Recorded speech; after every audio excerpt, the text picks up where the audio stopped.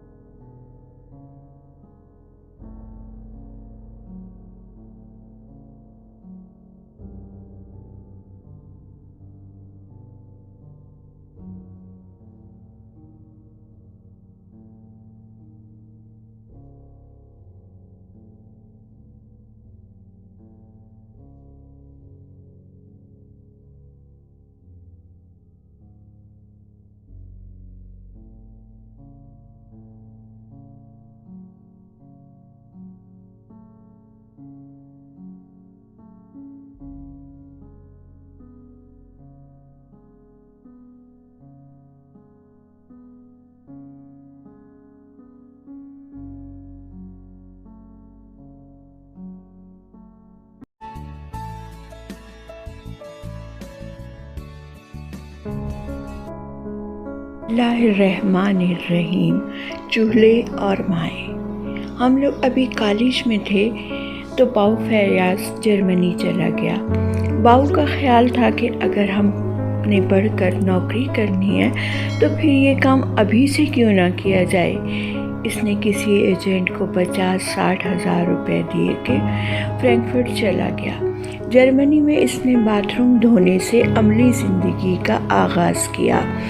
باؤ ہوشیار آدمی تھا، چنانچہ اس نے جلد ہی چند پاکستانیوں کا گروپ بنا لیا اور پوری عمارت کے ٹوائلٹس اور باتھ روم کا ٹھیکہ لینے لگا۔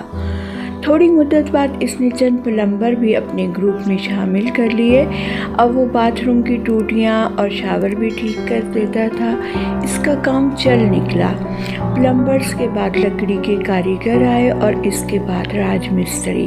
باؤ فیاض آہستہ آہستہ اچھی خاصی تعمیراتی کمپنی کا مالک بن گیا۔ پیسہ آ گیا، گھر لے لیا، گاڑی خرید لی۔ جب یہ ساری تشبیہات آ گئیں تو اب گھر والی بھی چاہیے تھی۔ باؤ کے والدین چاہتے تھے کہ وہ سرگودا کے جگ سے ہی کوئی دلہن پسند کر لے، لیکن باؤ جرمنی پہنچ چکا تھا اور وہاں بھی اس کی پوزیشن ٹھیک ٹھاک تھی۔ چنانچہ باؤ کسی خوبصورت گوری چٹی جرمن خاتون کے چکر میں تھا۔ کوششیں 2 برس تک جاری رہیں، یہاں تک کہ ایک روز باؤ کے والدین کو جرمنی سے خط موصول ہوا، میں نے شادی کر لی ہے، آپ میرے لیے دعا کریں۔ باؤ کی ماں نے رونا پیٹنا شروع کر دیا۔ میری باؤ کے ساتھ بڑی دوستی تھی، وہ مجھے مسلسل خط لکھتا رہتا تھا۔ وہ اپنی ازواجی زندگی سے خوش تھا۔ میں یونیورسٹی سے فارغ ہوا تو ایک روز مجھے باؤ کا خط موصول ہوا، یار میری بیوی گھر چھوڑ کر چلی گئی ہے، کیونکہ بچے میرے پاس ہیں، میں انہیں سنبھال نہیں سکتا، تم کسی طرح ماں جی کو جرمنی بھیج دو۔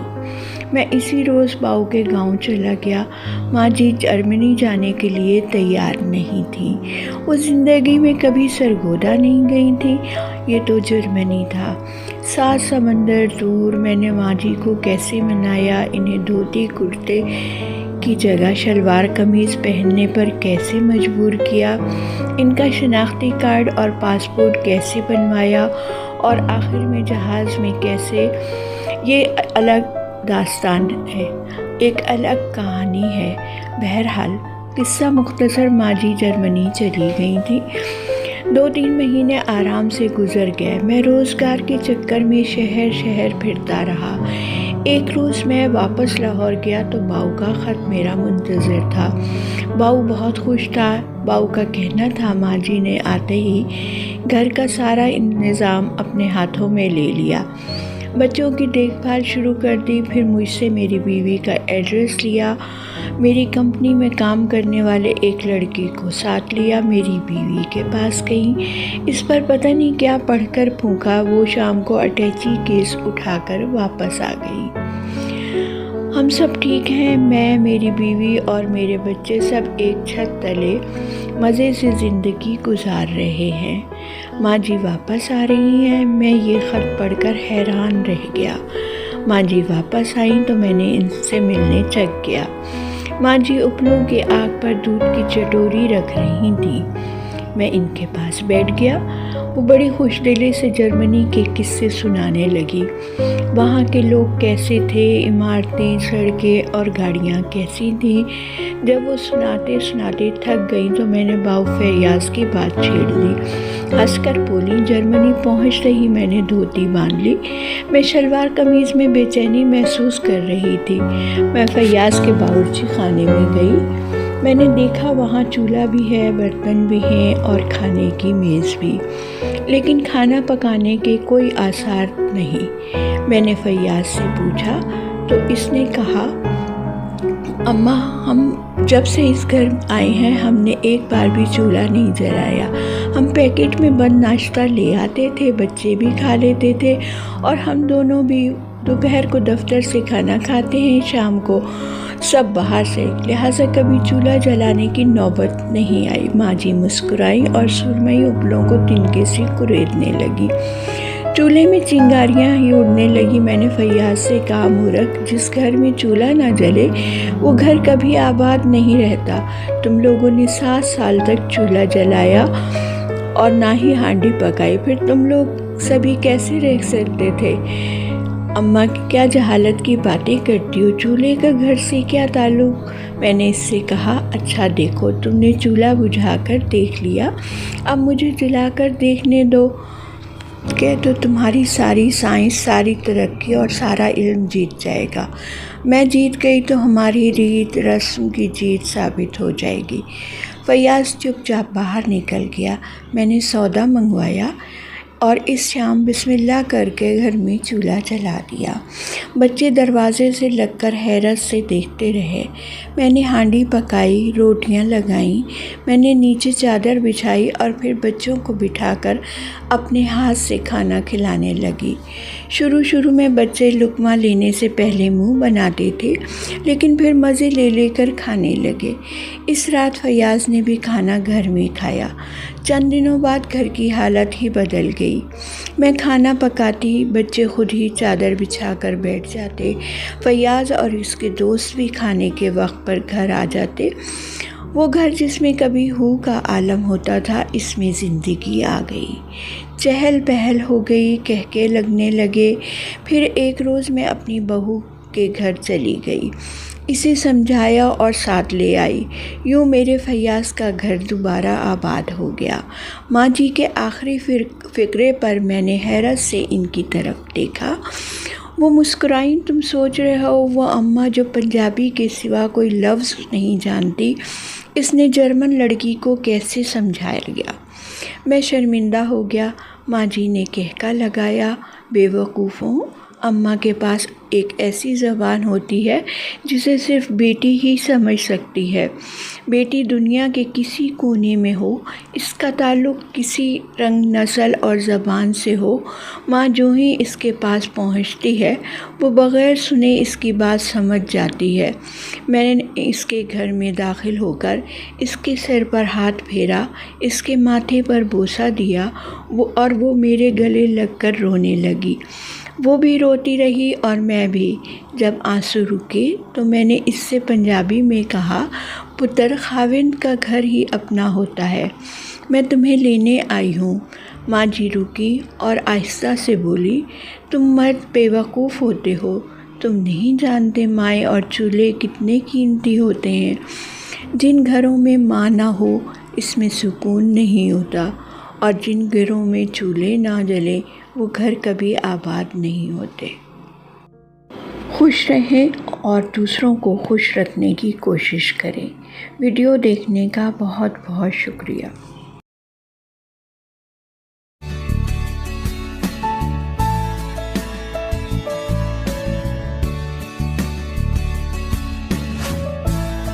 यकीनी कामिल, हम बिन देखे खुदा पर ईमान रखते हैं।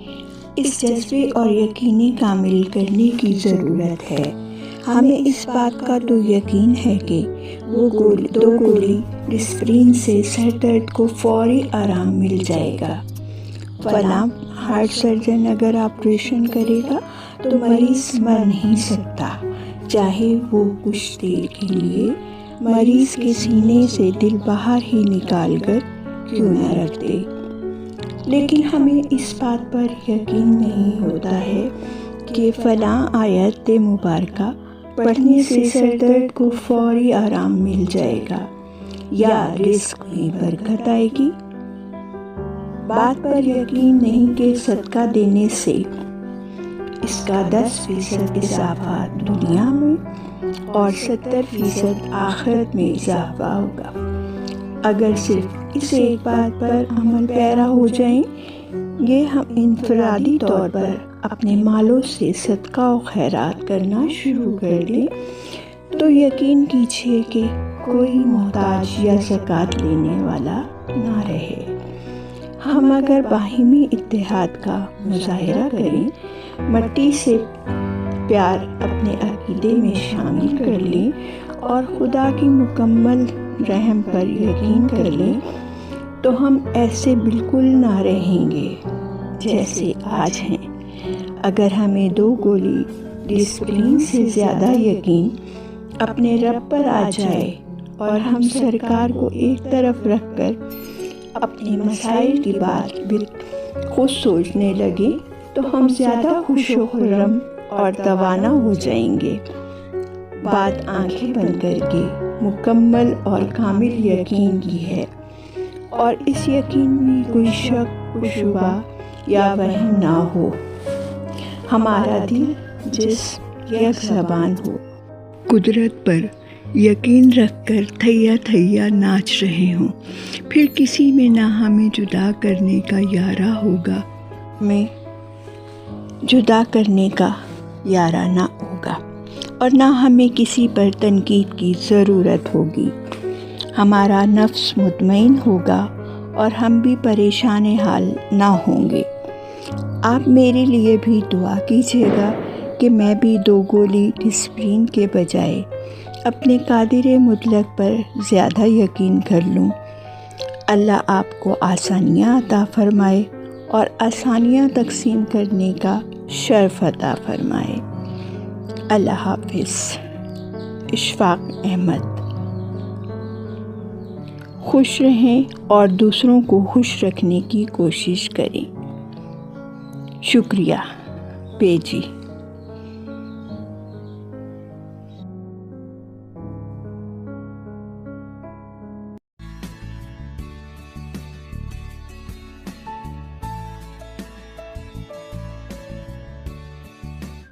بسم اللہ الرحمن الرحیم۔ چیزوں کی کشش اور ترک دنیا۔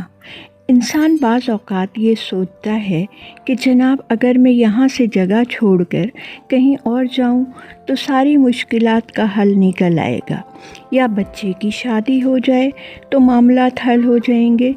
جب آپ دوسری جگہ جائیں گے تو آپ اپنا آپ بھی تو ساتھ لے کر جائیں گے، جو ان ساری چیزوں کو اپنی جانب کھینچتا ہے، کشش رکھتا ہے۔ آپ تو دراصل مقناطیس ہیں، اور مشکلات تو وہ لوہے کے ذرے ہیں جو آپ سے چمٹے ہیں۔ شہر بدلنے، لباس تبدیل کرنے سے، مزاج بدلنے سے کچھ نہیں ہوتا۔ وہ تو ایک خاص طرح کی رحمت ہوتی ہے جو بندہ اللہ سے درخواست کرے کہ مجھ پر خصوصی فضل فرمایا جائے تاکہ میں اس عذاب سے نکلوں، تو نجات ملتی ہے۔ لیکن چیزیں تبدیل کرنے سے یا چھوڑنے سے یا نئی چیزیں اختیار کرنے سے ایسا نہیں ہوتا۔ اللہ آپ کو آسانیاں عطا فرمائے اور آسانیاں تقسیم کرنے کا شرف عطا فرمائے۔ خوش رہیں اور دوسروں کو خوش رکھنے کی کوشش کریں۔ شکریہ بیجی۔